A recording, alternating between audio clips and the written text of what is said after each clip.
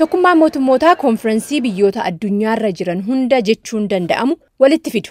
Haala qilleensa irratti mari'atu erga qopheessuu jalqabee baranni waggaa 26ffaadha. Yaa'iin Conference of the Parties yookaan immoo COP jedhamuudhaan beekamu kun baranaa Iskootlaanditti geggeeffamaati jira. Har'a xumurama.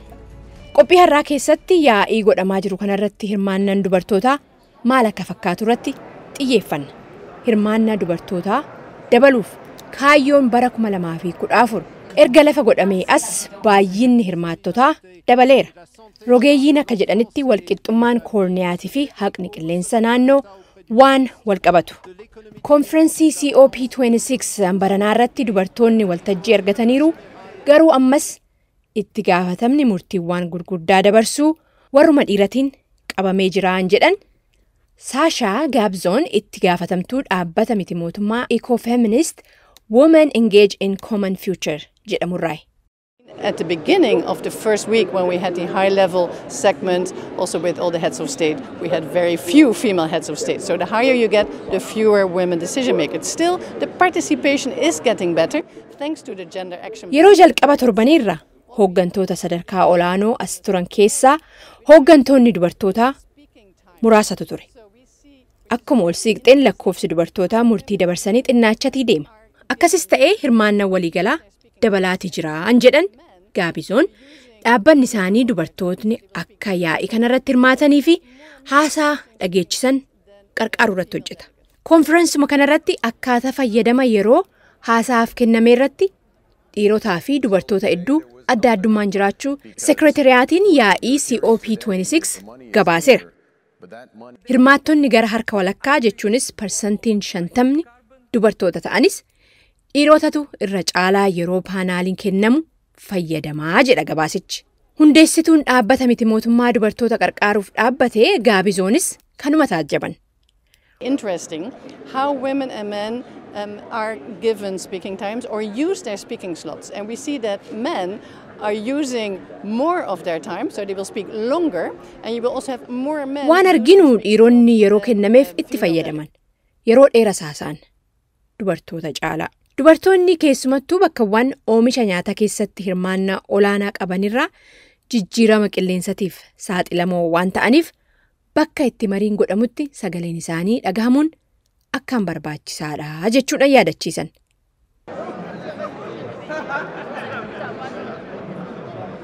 Gama ardii Afrikaatii biyya Democratic Republic of Congo irraa Daayireektariin hooggantuu dubartootaa Chuchungaa Mapungaa Lozley balaawwan jijjiirama qilleensatiin wal qabatan dhufaniif dubartoonni akkaan saaxilamoodha jetti. Les femmes, nous sommes plus les victimes aux effets des catastrophes climatiques parce que c'est souvent les femmes qui recourent à la forêt pour cultiver, c'est souvent les femmes qui recourent à la forêt pour dubartoonni kun sochiiwwan jijjiirama qilleensaa dura dhaabbachuudha godhaman keessatti hoo hin hirmaanne wantichi duwwaa an faayidaa hin qabne jedheen yaada. Sababni isaas beekumsi isaan qabeenya uumamaa kunuunsuu irratti qabanii fi fidanii dhufan baay'ee barbaachisaa waan ta'eefi jechuudhaan.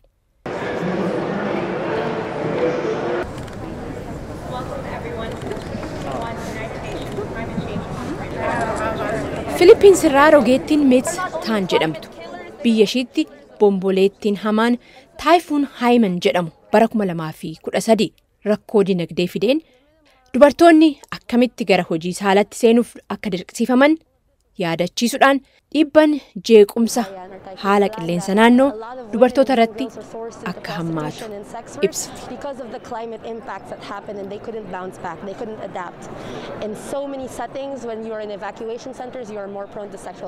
Bakka baay'eetti yeroo namoonni dheeffisiifaman dubartoonni hokkara saalaatiif saaxilaman. Qulqullinni iddoowwan sanis badaadha. Kanaaf waa'ee jeequmsa jijjiirama qilleensaa dhufuu yeroo haasofnu waa'ee feminizimii, waa'ee walqixxummaa, waa'ee loogii sanyii, waa'ee kana hunda of keessa qabaachuu qabaa jechuudhaan gama jijjiirama qilleensatiin haqa fiduudha waan barbaachisan jettu tarreessiti.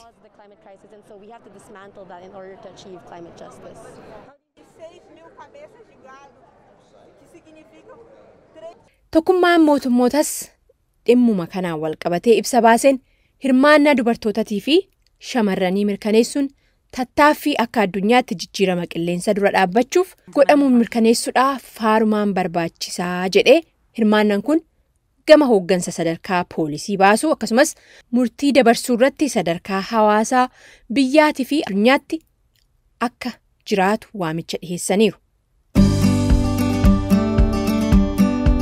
Dhaabbanni feesbuukii ji'oota 6 darban keessatti maxxansa namoonni Itoophiyaa ilaalchisee qopheessan 92,000 ol irratti tarkaanfii fudhachuusaa barreeffama kibxata darbe 9 baaseen beeksiseera.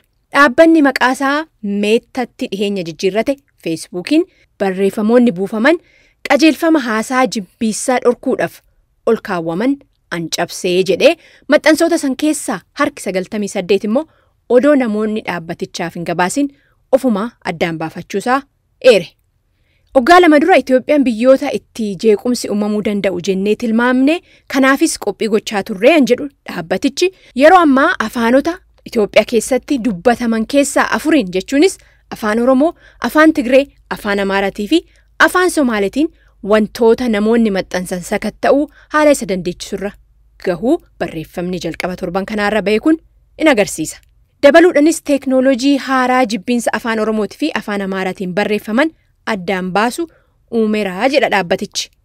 Akkuma beekamu feesbuukiin haasaa jibbiinsa dabalatee suuraalee, viidiyoo akkasumas barreeffamoota adda addaa qajeelcha dhaabbatichaa cabsan maamiltoonni bakka itti riippoorti godhan jechuunis dhaabbaticha itti beeksisan qaba. Qophiin labataan har'aas kanumaan xumurameera. Torban mata duree biraa qophii biraatiin walitti deebinaa. Qophiiwwan keenya karaa feesbuukii facebook.com/voa oromoo tiwutariidhaa fi instaagiraam irratti @voa afaan oromoo yuutiyuub irratti immoo voa afaan oromoo jettanii hoonu barbaaddan in argattan.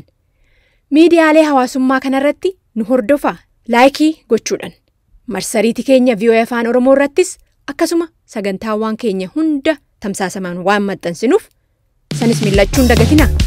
Yaada qabdan nu barreessaa. Ani Tigisti Gammeetii nagahan.